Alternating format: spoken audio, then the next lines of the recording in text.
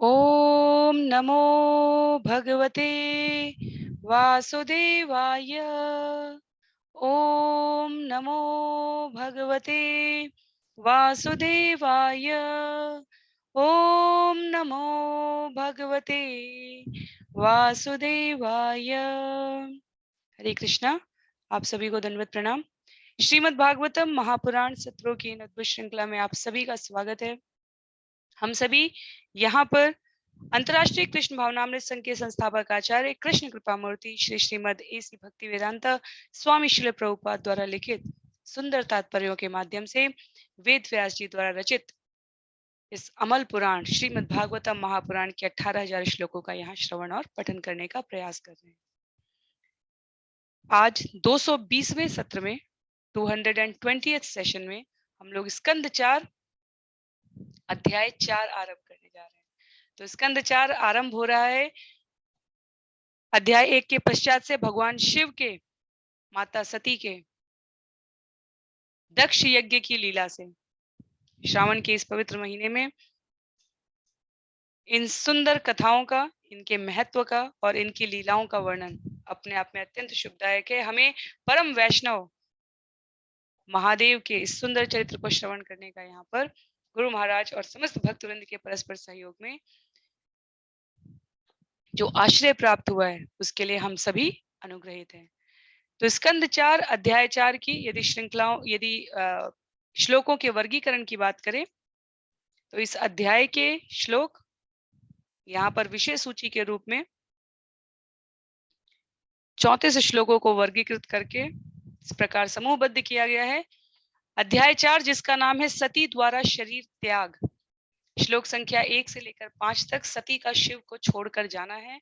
श्लोक संख्या 6 से लेकर 10 तक दक्ष के यहाँ सती का निरात्सुक, उत्सुकता पूर्वक, प्रसन्नता पूर्वक नहीं, निरात्सुक सत्कार किया जा रहा है।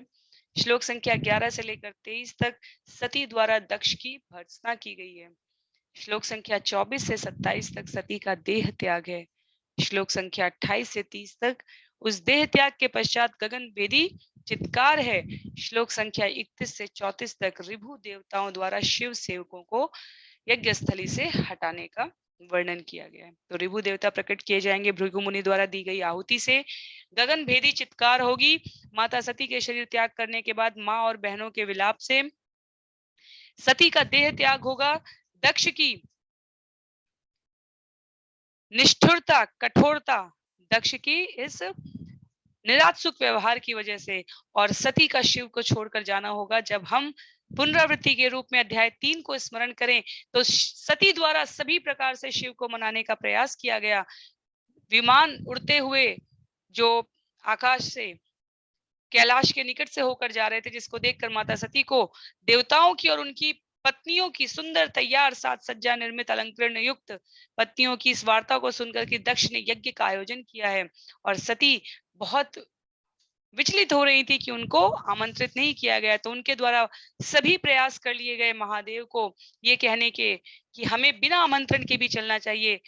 मित्र के यहाँ, गुरु के यहाँ, पति के यहाँ और पिता के यहाँ बिना आमंत्रण जाने में भी कोई अपमान नहीं है, कोई मनाही नहीं है। और महादेव द्वारा प्रत्युत्तर में समझाया गया कि देवी, इन 4 स्थानों पर जाने के लिए किसी आवश्यक इनविटेशन की, आमंत्रण की आवश्यकता नहीं है, लेकिन फिर भी यहाँ जिस उद्देश्य से यज्ञ किया जा रहा है वो कलुषित है। उसमें मुझे आमंत्रण ना देकर दक्ष अपने अहंकार का पोषण कर रहा है।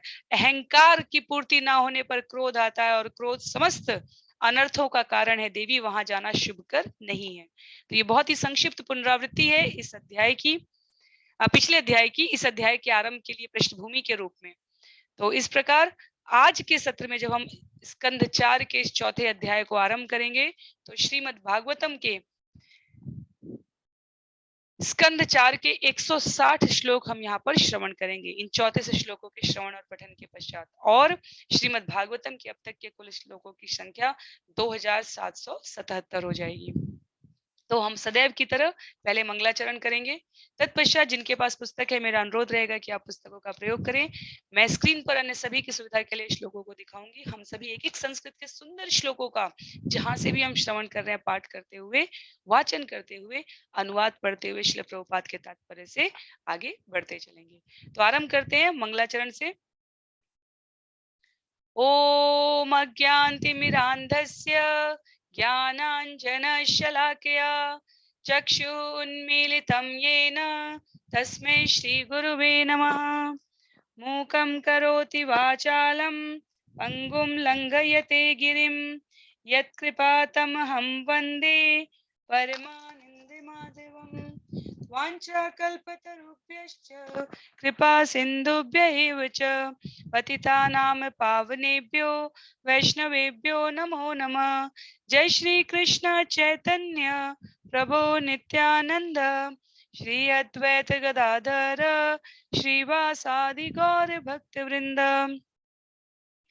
हरे कृष्णा कृष्ण कृष्णा हरे हरे, हरे राम राम राम हरे हरे, हरे कृष्णा कृष्ण कृष्ण हरे हरे, हरे राम राम राम हरे हरे, हरे कृष्णा कृष्ण कृष्ण हरे हरे, हरे राम राम राम हरे हरे। हरे कृष्णा। तो आप सभी का पुनः स्वागत है। अध्याय की एक पृष्ठभूमि लेने के पश्चात, पिछले अध्याय की पुनरावृत्ति के पश्चात, श्लोकों की कुल संख्या को जानने के पश्चात और इस श्रीमद् भागवतम के सत्रों के महत्व को सुनने के पश्चात हम आरंभ करते हैं आज का सत्र। आज का सत्र है स्कंध 4 अध्याय 4, 34 श्लोकों के इस क्रम में हम लोग श्लोक संख्या 1 से आरंभ करेंगे। सती द्वारा शरीर त्याग। मैत्री उवाच एतावदुक्त्वा विरराम शंकर पत्न्यंगनाशं ह्युभयत्र चिन्तयन् सुहृदी दृक्षु परिशंकिता भवान् निष्क्रामति निर्विशति द्विधासा। मैत्रेय मुनि ने कहा, सती को असमंजस में पाकर शिव जी यह कहकर शांत हो गए। सती अपने पिता के घर में अपने संबंधियों को देखने के लिए अत्यधिक इच्छुक थी, किंतु साथ ही वह शिव जी की चेतावनी से भयभीत थी। मन अस्थिर होने से वह हिंडोले की भांति कक्ष से बाहर और भीतर आ जा रही थी। तो माता सती की मन स्थिति का वर्णन किया गया है। यहाँ पर मैत्रेय मुनि कहते हैं, जब शिव जी ने दक्ष के उद्देश्य को कलुषित बताते हुए वहां जाना सभी प्रकार से हानिकर बताया, किसी का भी कल्याण नहीं है ऐसा उद्घोष कर दिया, तो सती महादेव के वचनों का महात्म समझती थी। सती जानती थी महादेव कोई भी वचन अन्यथा नहीं कहते, और इस स्थिति में सती का मायके के प्रति, पिता के घर के प्रति जाने का मोह, प्रेम भी, स्नेह भी कम नहीं हो पा रहा था।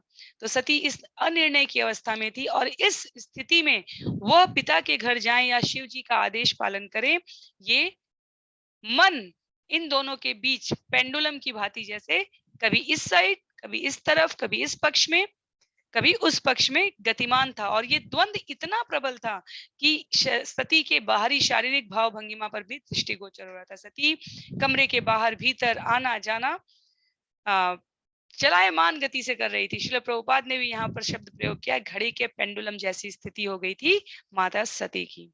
श्लोक संख्या 2 में, क्योंकि 1 से लेकर 4 तक हम सती के उस मनोभाव को सुनकर ये जानेंगे कि सती अंततः शिव का घर छोड़कर जा रही है।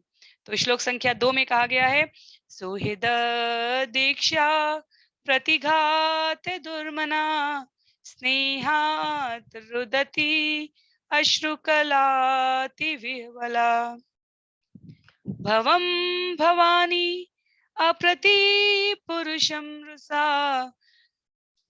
प्रदक्ष्यति वैक्ष्यत जात वेपथु।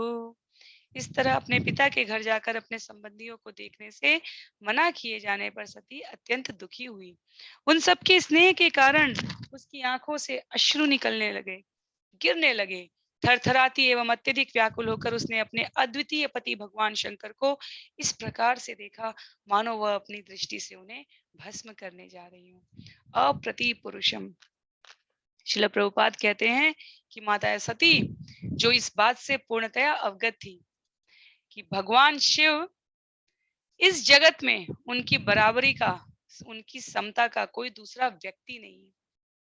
सती जानती थी कि मेरे पति तो समदर्शी हैं, परम वैष्णव का परम लक्षण जो भगवान पूर्ण पुरुषोत्तम कृष्ण भगवत गीता में बताते हैं, वो महादेव के व्यवहार में लक्षित था।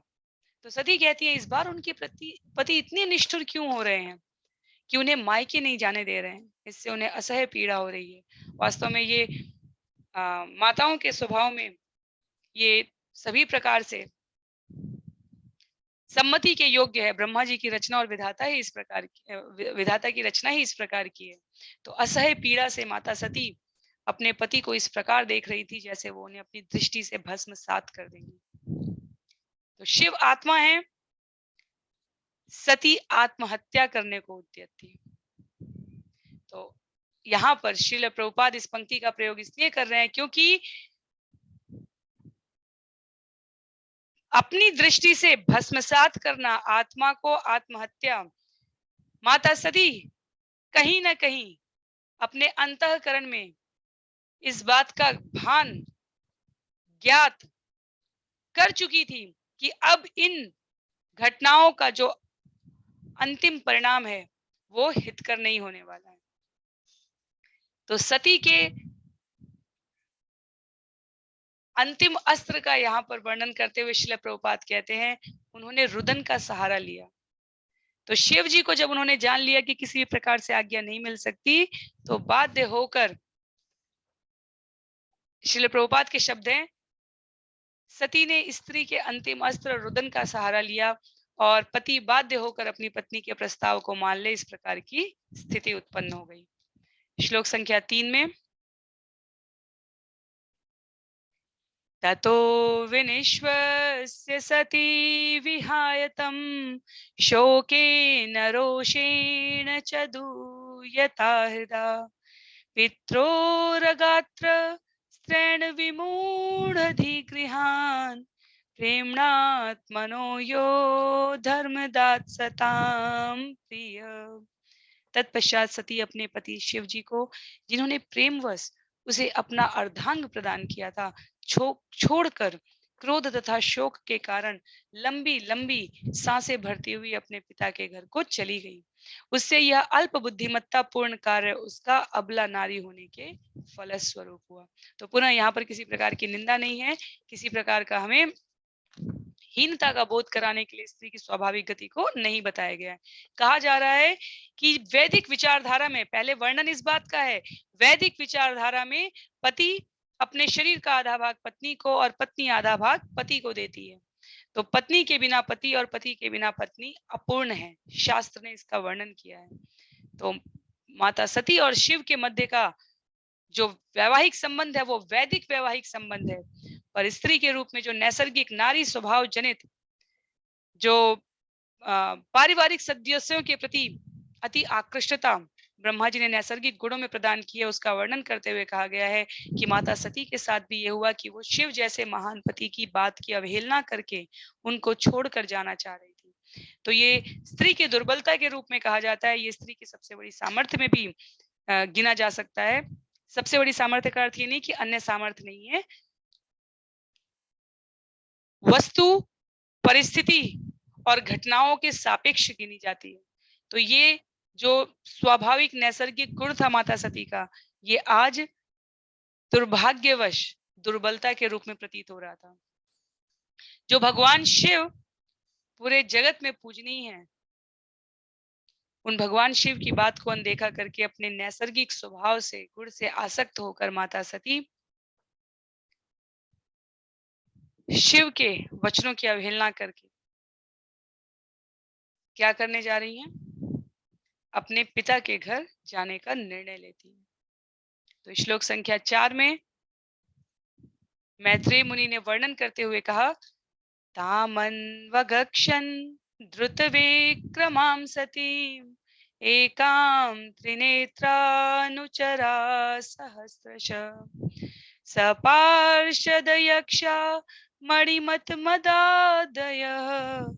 पुरो वृषेन्द्रा तरसा गतव्यथा। जब उन्होंने सती को तेजी से अकेले जाते देखा तो शिव जी के हजारों अनुत्तर, जिनमें मणिमान तथा मद प्रमुख थे, नंदी बैल को आगे करके तथा यक्षों को साथ लेकर जल्दी से सती के पीछे पीछे हो लिए। तो सती बड़े क्रोध में क्षुब्ध होकर रोष पूर्वक रुदन करते हुए भगवान शिव को छोड़कर मायके जाने के लिए उद्यत हो गई। तो बड़ी तेजी से निकली, और जब वो बड़ी तेजी से जा रही हैं कि कहीं पति किसी कोमल स्वभाव के अंतर्गत वो मुझे रोकने के लिए आए और मैं उनकी बात ना मान लूं, लेकिन जैसे ही शिव ने देखा कि वो जा रही हैं, तो यहाँ वर्णन आया है कि भगवान शिव के जो हजारों अनुत्तर थे, जिनमें यक्ष, मणिमान तथा मद मुख्य थे, वे माता के पीछे पीछे हो लिए और अकेले पीछे नहीं हुए। इस श्लोक में कहा गया है कि जब सती गतव्य था, बिना किसी डर के, निडर होते हुए, इस बात की परवाह किए बिना कि वो अकेले जा रही हैं, बढ़ने चली, तो शिव जी के अनुत्तर, जो शिव जी के लिए सब कुछ अनुचरा, सब कुछ करने के लिए उद्यत रहते हैं, वो शिव जी की इच्छा को जान गए कि शिव चाहते हैं कि सती अकेले ना जाए। तो इसलिए वे अपने स्वामी के प्रयोजन को, अनुचरा का अर्थ है वे जो अपने स्वामी के प्रयोजन को तुरंत समझ लें। श्रील प्रभुपाद लिखते हैं, तो वे अपने स्वामी के प्रयोजन को समझकर तुरंत माता सती के पीछे पीछे हो गए। तो ये श्लोक संख्या 1 से लेकर 4 तक है, जहां माता सती शिव को छोड़कर जा रही हैं।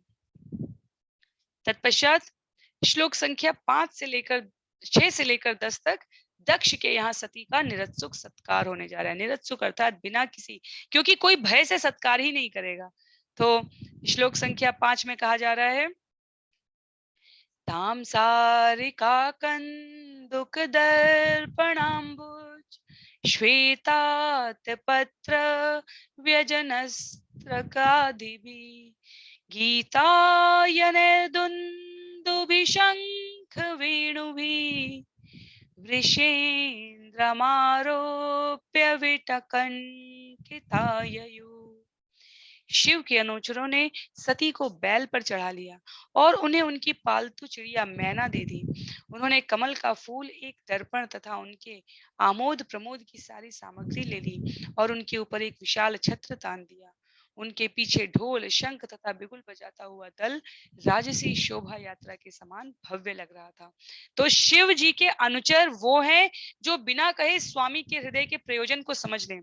और शिव ने जब देखा कि माता सती अब जाने के लिए उद्यत ही नहीं है, वो गतव्य था, बिना किसी डर के निडर होकर अकेले बढ़ चली आगे।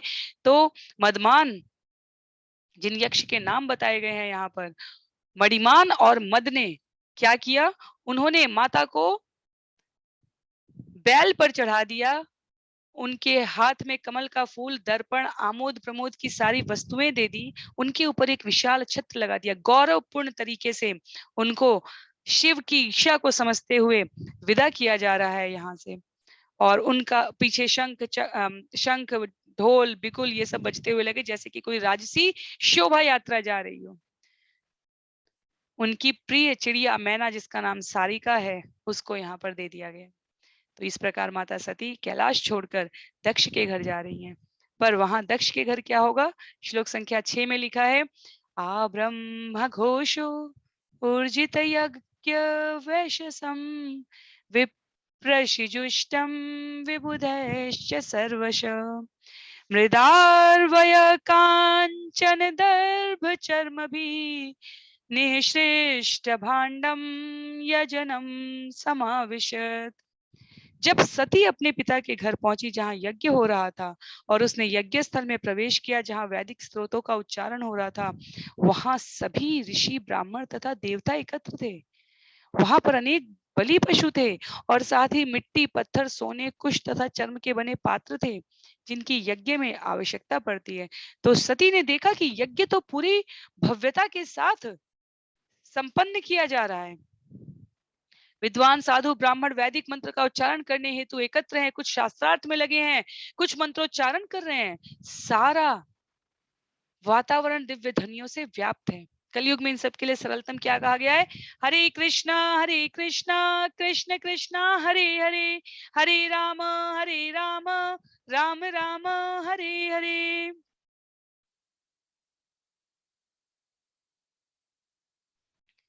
और उस यज्ञ को देखकर माता सती को ये ज्ञात हो गया कि समस्त बड़े बड़े ऋषि, देवता, ज्ञानी पुरुष यहाँ एकत्रित हुए हैं। और दूसरी जो पंक्ति यहाँ पर प्रयोग की गई है, बलि पशु थे। तो बलि पशु जिन्हें कहा जाता है, किसी यज्ञ की सफलता ये होती है, सफलता की अनुभूति पशु बलि देकर किया जाता था। अर्थात कहने का ये हुआ कि जैसे आधुनिक विज्ञान में किसी विशेष औषधि के प्रभाव की परीक्षा पशुओं पर की जा रही है, उस प्रकार से वो ब्राह्मण जिन पर यज्ञ का भार होता था, जो अत्यंत सिद्ध पुरुष होते थे, वे अपनी सिद्धि की परीक्षा करने के लिए बूढ़े पशु की बलि अग्नि में देते थे और उसे पुनः जीवन प्रदान करते थे। स्पष्ट रूप से श्रील प्रभुपाद यहाँ पर लिखते हैं कि वैदिक मंत्र की ये परीक्षा हुआ करती थी। जो बूढ़े पशु हो उनको यज्ञ में, यज्ञ की अग्नि में बलि दे दिया जाए और पुनः जीवन प्रदान कर दिया जाए। श्रील प्रभुपाद ने आगे लिखा है, एकत्र पशु मार कर खाने के लिए नहीं होते थे। यज्ञ का वास्तविक प्रयोजन कसाई घरों का स्थान ग्रहण करना नहीं था, अपितु पशु को नव जीवन प्रदान करके वैदिक मंत्र की परीक्षा करना था। तो पशु वैदिक मंत्रों की शक्ति के परीक्षण के लिए प्रयुक्त होते थे, मांस के लिए नहीं। हमारे शास्त्रों में जो मिलावट कर दी गई है, जिन शास्त्रों की संदर्भ को लेकर लोग अपने मांसाहार को तथाकथित रूप से आज स्वीकृत, वेदों की ज्ञान के प्रकाश में स्वीकृत करने को घोषित करते हैं, ये वास्तव में निराधार है। हम जहां भी अश्वमेध यज्ञ सुनते हैं, हम वाजपेयी यज्ञ सुनते हैं, जहां भी यज्ञों के नाम बताए गए हैं, पशु बलि का अर्थ होता था वैदिक मंत्रों के यज्ञ की सिद्धि की सफलता की परीक्षा करना, उनकी बूढ़े पशुओं को बलि स्वरूप दे देना और उससे पशु को नवजीवन प्रदान करना। स्पष्ट रूप से कहते हैं श्रील प्रभुपाद, मांस के लिए पशुओं की बलि नहीं दी जाती थी कि पका कर उन्हें फिर खाया जाए। बड़ी ही पाशविक प्रवृत्ति है। यज्ञ, अनुष्ठान, स्वाध्याय, शास्त्रार्थ ये सतोगुण की प्रबुद्धता के लिए है। मांस खाना ये तमोगुण की प्रबुद्धता है। दोनों का संयोग हो ही कैसे सकता है। तत्पश्चात श्लोक संख्या 7 में, तामागताम तत्र न कश्चनाद्रियत् विमानितां यज्ञकृतो भयाजनम् ऋते स्वसर्वे जनिनं च सादरा प्रेमाश्रुकंठ्य परिशस्वजुर्मुदा। जब सती अनुचरों सहित यज्ञ स्थल में पहुंची तो किसी ने उनका स्वागत नहीं किया, क्योंकि वहां पर एकत्रित सभी लोग दक्ष से भयभीत थे। उनकी माता तथा बहनों ने अश्रुपूरित नेत्रों तथा प्रसन्न मुख से उसका स्वागत किया और उससे बड़े ही प्रेम से बातें की। नेत्र अश्रुपूरित है, मुख प्रसन्न है, लोग भयभीत हैं। अनुचरों के साथ प्रवेश करने पर भी यज्ञ स्थली में माता सती का कोई स्वागत सत्कार नहीं हुआ। सहज प्रेम है माताओं और बहनों का, तो सहज प्रेम के कारण प्रेमाश्रु पूरित नेत्रों से गले लग गई। और यहीं पर श्रील प्रभुपाद कहते हैं, स्त्री कितनी कोमल हृदय होती है।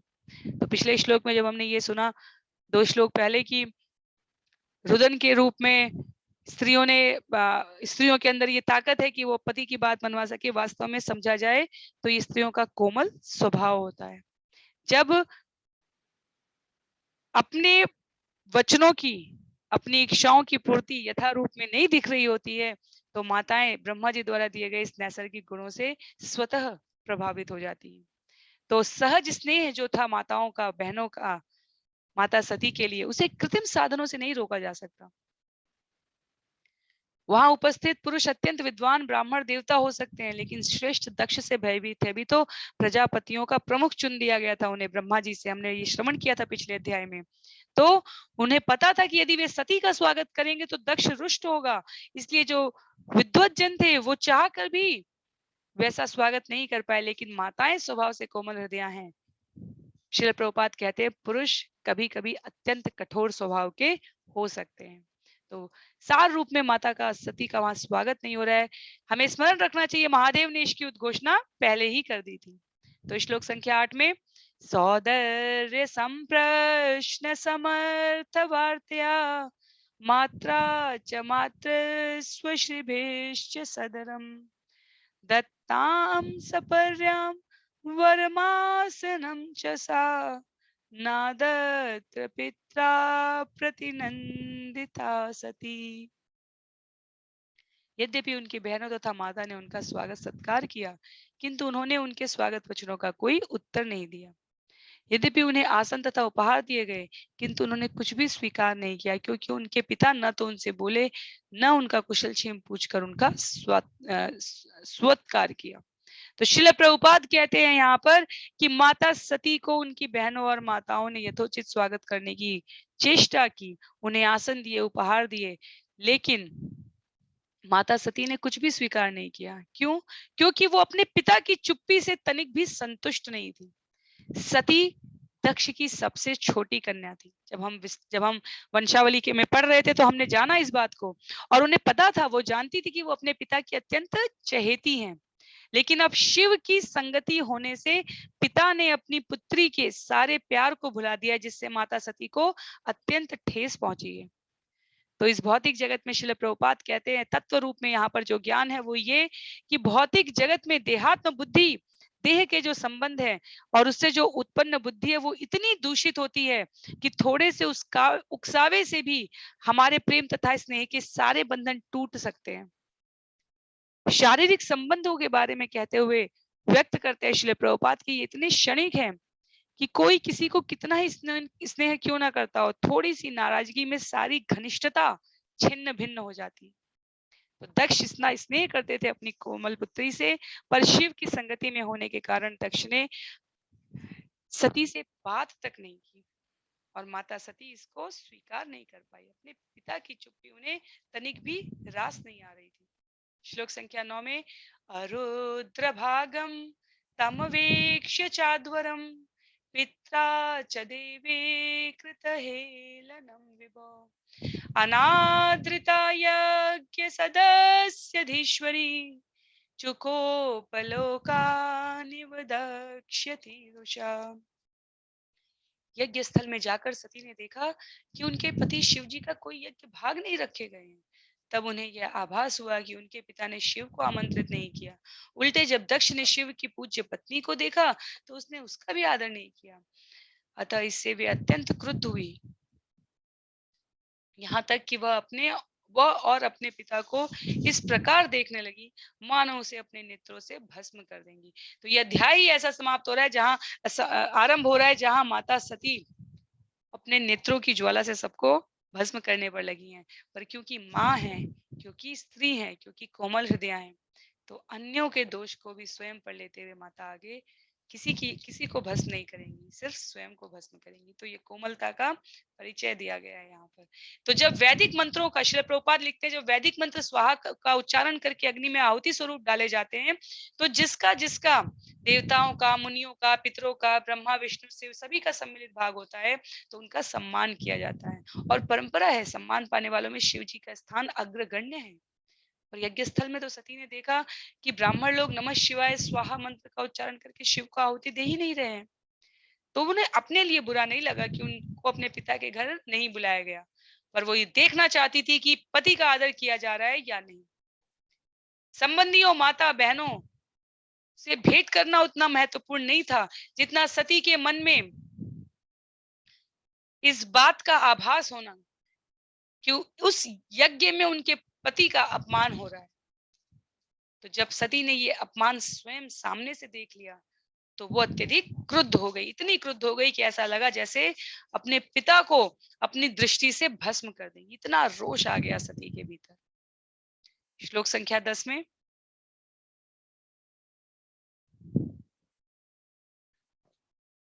जगर्ह सामर्ष विपन्नया गिरा शिव द्विषं धूमपथ श्रमस्मयम् स्वतेजसा भूतगणान् समुत्थितान् निगृह्य देवी जगतोऽभिशृण्वत। शिव के अनुचर भूतगण दक्ष को क्षति पहुंचाने अथवा मारने के लिए तत्पर थे, किंतु सती ने आदेश देकर उन्हें रोका। वे अत्यंत क्रुद्ध और दुखी थी और उसी भाव में वे यज्ञ के सकाम कर्मों की विधि की तथा उन व्यक्तियों की जो इस प्रकार के अनावश्यक एवं कष्टकर यज्ञों के लिए गर्व करते हैं भर्त्सना करने लगी। उन्होंने सबों के समक्ष अपने पिता के विरुद्ध विशेष बोलते हुए उसकी विशेष रूप से निंदा की। तो जब माता सती ने देखा कि यज्ञ में शिव का भाग नहीं है, ओम नमः शिवाय स्वाहा करके आहुति नहीं दी जा रही है, तो शिव गण भूत अनुचर दक्ष को मारने के लिए तत्पर हो गए, पर मां ने सबको रोक दिया, सबको, और स्वयं सकाम कर्म फल के बदले में इच्छा की प्राप्ति से किए जाने वाले इस यज्ञ को देखकर, जबकि भगवत गीता में अध्याय 5 श्लोक संख्या 29 में भगवान कह चुके हैं, भोक्ता हम यज्ञ तपसाम, समस्त यज्ञों के वास्तविक भोक्ता मैं ही हूं। माता सती इस प्रकार के अनावश्यक और कष्टकर यज्ञ के लिए गर्व करने वाले सकाम कर्म की विधि से यज्ञ करने वाले उन सभी व्यक्तियों की भर्त्सना करने लगी, और विशेष रूप से उन्होंने किसकी भर्त्सना की? अपने पिता की। सबके समक्ष अपने पिता की उन्होंने इस प्रकार भर्त्सना की है। क्या कहा है उन्होंने? आगे के श्लोक में कहा है, श्लोक संख्या 11 में माता सती कहती है, देव्युवाच न यस्य लोके स्त्यतिशायन प्रिय तथा प्रियो देहभृतां प्रियात्मना तस्मिन् समस्तात्मनि मुक्त वैरके ऋते भवन्तं कथम प्रतिपयेत्। देवी सती ने कहा, भगवान शिव तो समस्त जीवात्माओं के अत्यंत प्रिय हैं, उनका कोई प्रतिद्वंदी नहीं है, न ही कोई उनका अत्यंत प्रिय है और न कोई उनका शत्रु है। आपके सिवा और ऐसा कौन है जो ऐसे विश्वात्मा से द्वेष करेगा जो समस्त वैर से रहित है? माता सती ने विशेष रूप से अपने पिता को कहा कि आपके अतिरिक्त इस जगत में कोई दूसरा ऐसा प्राणी नहीं हो सकता जो महादेव से द्वेष करे, ऐसे महादेव से जो समदर्शी हैं, जिनका कोई प्रतिद्वंदी नहीं है। तो सती कहती हैं कि आपके अतिरिक्त ऐसा कोई नहीं हो सकता, कोई भी नहीं। स्वभाव हम कोई हमसे द्वेष क्यों करता है या हम किसी से द्वेष क्यों करते हैं? जब हमें और उसमें किसी प्रकार की लोभ वृत्ति के द्वारा की गई अनुचित क्रिया हो या सामने वाला व्यक्ति हमें अधिक श्रेष्ठ लगे तो हमें ईर्ष्या हो। तो द्वेष ईर्ष्या यहाँ पर सती देख सकती हैं कि महादेव ने तो कभी किसी का हित नहीं किया, महादेव ने किसी का अनुचित लाभ नहीं उठाया, महादेव किसी से कभी द्वेष नहीं कर सकते।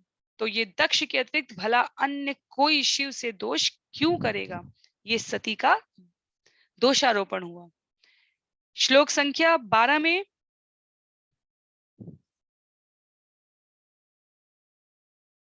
दोषान परेशान हि गुणेषु साधो गृह्णन्ति केचिन् भवादृशो द्विज गुणांश फल्गुन बहुलीकरिष्णवो महत्तमातेषु अवेद भवागम। हे द्विज दक्ष, आप जैसा व्यक्ति ही अन्यों के गुणों में दोष ढूंढ सकता है, किंतु शिव अन्यों के गुणों में कोई दोष नहीं निकालते। विपरीत इसके यदि किसी में थोड़ा भी गुण होता है तो वे उसे और भी अधिक बढ़ा देते हैं। दुर्भाग्यवश आपने ऐसे महापुरुष पर दोषारोपण किया है। तो दक्ष की पुत्री माता सती अपने पिता को यहाँ द्विज कहकर संबोधित कर रही है। वो स्मरण करा रही है दक्ष को कि द्विज कोई सामान्य व्यक्ति न होकर ऐसा व्यक्ति कहा गया है हमारे शास्त्रों में जिसने गुरु से वैदिक साहित्य का अध्ययन किया है, अच्छे और बुरे की भेद बुद्धि का जिसके भीतर विवेक है, जो तर्क शास्त्र तथा दर्शन को समझता है। और सती ने ऐसे प्रबल तर्क और सक्षम सिद्धांत दक्ष के सामने प्रस्तुत करते हुए कहा, जिस प्रकार मधुमक्खी को पुष्पों के मधु से वास्ता होता है, कांटों या रंगों से नहीं, उस प्रकार अत्यधिक योग्य व्यक्ति जो विरले ही हो पाते हैं, अन्य के गुणों को ही ग्रहण करने में अपना जीवन लगाए रहते हैं, उनके दोषों पर विचार नहीं करना चाहिए। सामान्य मनुष्य गुण और दोष दोनों निकालने के लिए निर्भर हो जाएंगे कुछ समय के लिए, लेकिन माता सती कहती हैं आप दक्ष हैं, आप नर शिरोमणि, आप अग्रगण्य प्रमुख रचनाकारों में आते हैं, और आपके अंदर ऐसा द्वेष भाव, ये बिल्कुल शोभनीय नहीं है। आगे कहा है श्लोक संख्या 13 में, नाश्चर्यमेतत् यदसत्सु सर्वदा महद्विद्विन्दा गुणपात्मवादिषु सेव्यं महापुरुषपादपांसुभिः निरतत तेजसु तदेव शोभनम। जिन लोगों ने इस नश्वर भौतिक शरीर को ही आत्मरूप मान रखा है, उनके लिए महापुरुषों की निंदा करना कोई आश्चर्य की बात नहीं। भौतिकतावादी पुरुषों के लिए ऐसी ईर्ष्या ठीक ही है, क्योंकि इसी प्रकार से उनका पतन होता है। वे महापुरुषों की चरण रज से लघुता प्राप्त करते हैं। तो वर्षा का जल हो रहा है, पर यदि घड़ा उल्टा करके, यदि पात्र उल्टा करके रखा है, तो वर्षा का जल उसमें संचित नहीं हो सकता। इसी प्रकार हम अपने जीवन में क्या ग्राह्य करते हैं, कितने गुण सीख पाते हैं, ये उस व्यक्ति और वस्तु की क्षमता पर निर्भर है। उदाहरण दिए श्रील प्रभुपाद ने यहाँ पर कहा है कि झुलसती धूप में अनेक वनस्पतियां तथा पुष्प सूख जाते हैं, तो भी कई ऐसे हैं जो लहलहाते रहते हैं। तो उन्नति और अवनति ग्रहणकर्ता के ऊपर निर्भर करती है।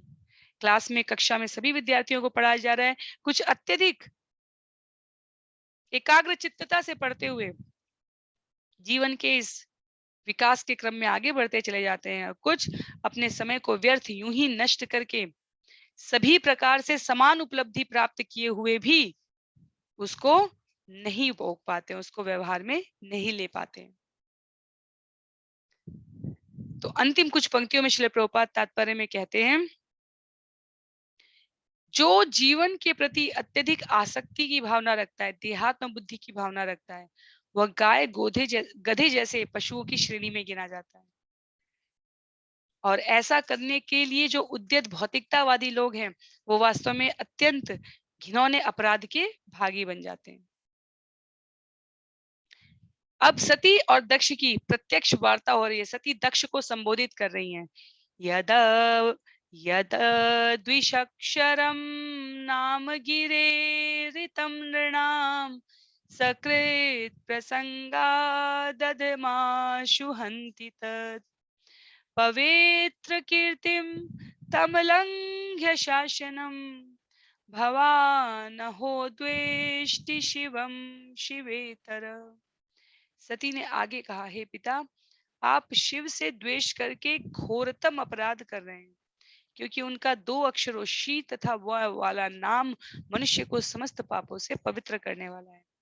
उनके आदेश की कभी उपेक्षा नहीं होती। शिव जी सदैव शुद्ध हैं और आपके अतिरिक्त अन्य कोई उनसे द्वेष नहीं करता। तो इतने स्पष्ट शब्दों में, अक्षरों में माता सती शिव की महत्ता अपने पिता दक्ष को बता रही है। पर क्या दक्ष को समझ में आएगा? हम सबको पता है दक्ष को समझ में नहीं आएगा।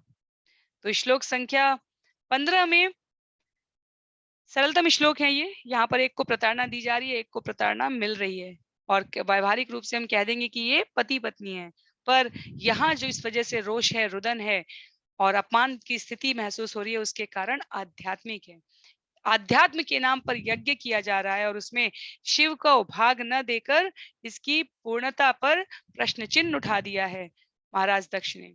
तो श्लोक संख्या 15 में माता देवहूति कह रही हैं, यत्पाद पंकजम महताम मनोलिभि निर्षेवितम ब्रह्म रसा सवार्धिभि। लोकस्य यद्दुष्यति चाशिनोऽर्थिन् तस्मै भवान् ध्रुयति विश्वबन्धये। आप उन शिव से द्रोह करते हैं जो तीनों लोक के समस्त प्राणियों के मित्र हैं। वे सामान्य पुरुषों की समस्त इच्छाओं को पूरा करने वाले हैं और ब्रह्मानंद दिव्य आनंद की खोज करने वाले उन महापुरुषों को भी आशीर्वाद देते हैं जो उनके चरण कमलों के ध्यान में लीन रहते हैं। तो नितांत भौतिकतावादी, भौतिक संपत्ति के स्वामी और शिव जी की इच्छा पूरी करने वाले व्यक्ति एक तरफ हो गए, और दूसरी तरफ वे हैं जो भौतिक जीवन से ऊब गए हैं, मोक्ष पाने के लिए शिव जी की पूजा करते हैं, देहात्म बुद्धि से मुक्ति पाने के लिए करते हैं, और भगवान शिव उनको भी ये सुविधा उपलब्ध कराते हैं। तो शिव हमारे कर्पूर गौरम करुणावतारम बताए गए। करुणावतारम वो दोनों प्रकार के व्यक्तियों पर समान प्रकार से अपनी कृपा को प्रस्तुत करते हैं। तो जो जीवन से ऊब चुके हैं और जो अत्यधिक जीवन के कर्मी रूप में कार्यों में लगे हुए हैं, दोनों के लिए वो ज्ञान में उन्नत आध्यात्मिक तत्व को प्रकट करने के लिए स्वयं को उपस्थित रखते हैं।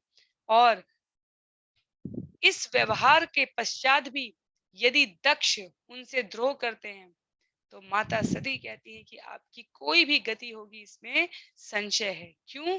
क्योंकि आप सबों के मित्र नहीं हैं। शिव सबों के समान रूप से मित्र हैं। उन्हें किसी से द्वेष नहीं है, किसी से शत्रुता नहीं है। जब तक कि उनको उनके द्वारा दिए गए कर्तव्य बोध में कोई शक्ति विशेष प्रकार का विघ्न ना दे रही हो, तब तक वो ऐसा कुछ नहीं करते।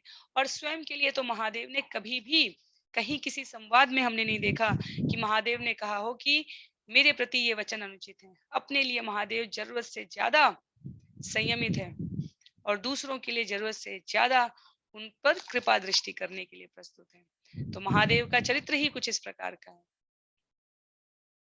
तो ये श्लोक है, श्लोक संख्या 11 से 23 तक, जिसमें शिव के मना किए जाने पर गई माता सती के द्वारा यज्ञ स्थल में उपस्थित लगभग प्रत्येक व्यक्ति की निंदा की जाएगी और उसके पश्चात माता सती देह को त्याग देंगी। तत्पश्चात वर्णन आएगा कि कैसे भृगु और रिपुक और भगवान शिव के पार्षदों में युद्ध होने लग जाता है। तो आज के लिए हम लोग सत्र को यहीं पर विराम करेंगे, श्लोक संख्या 15 पर। श्लोक संख्या 16 से इस विषय को हम लोग अगले सत्र में श्रवण करने का प्रयास करेंगे। श्रील प्रभुपाद की जय, श्रील गुरुदेव की जय, अनंत कोटि वैष्णव वृंद की जय। हरे कृष्ण।